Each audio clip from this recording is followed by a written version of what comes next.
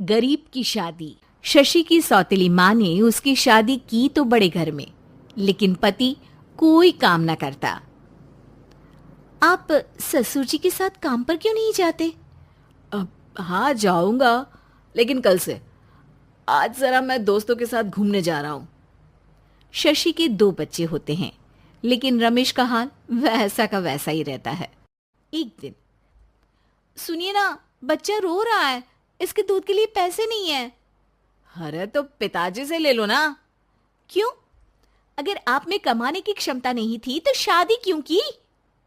तभी घर आई बड़ी ननद बोल पड़ती है। आहा हा हा, तुम्हारी माँ को साफ साफ कह दिया था कि लड़का ना कमाता है ना कभी कमाएगा।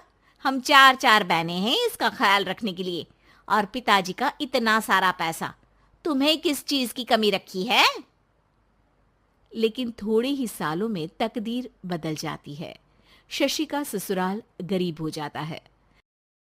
सब बिकने के बाद शशि अपने पति, बच्चे और सास के साथ किराए के मकान में आ जाती है। मैं कोई नौकरी करना चाहती हूँ दीदी। अरे इतने बड़े घर की बहू थी शशि, तुम नौकरी करोगी? नहीं नहीं नहीं नहीं। नहीं करूंगी तो घर कैसे चलेगा? बच्चों को भी तो पालना है ना। तभी शशि का भाई आ जाता है।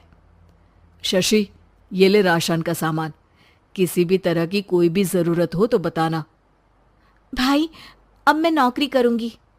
देख बहन, वैसे तो मैं तेरे साथ हूं, लेकिन हाँ, मैं ये भी चाहता हूं कि तू अपने पैरों पर खड़ी हो जा। शशि को एक प्ले स्कूल में छोटे बच्चों को संभालने की नौकरी मिल जाती है। एक दिन, शशि, मेरे स्कूल को अब तुम संभाल लो। मैं कुछ दिनों के लिए अपने बेटे के पास जा रही हूं। लेकिन प्ले स्कूल अकेले मैंने कभी नहीं संभाला है। अब ये सब मैं नहीं जानती। इतने महीनों में तूने जो देखा, बस पूरे आत्मविश्वास के साथ उसे करना।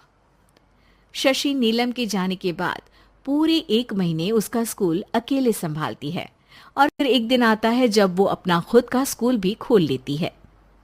वाह शशि, तुमने आज मेरा सर गर्व से ऊंचा कर दिया।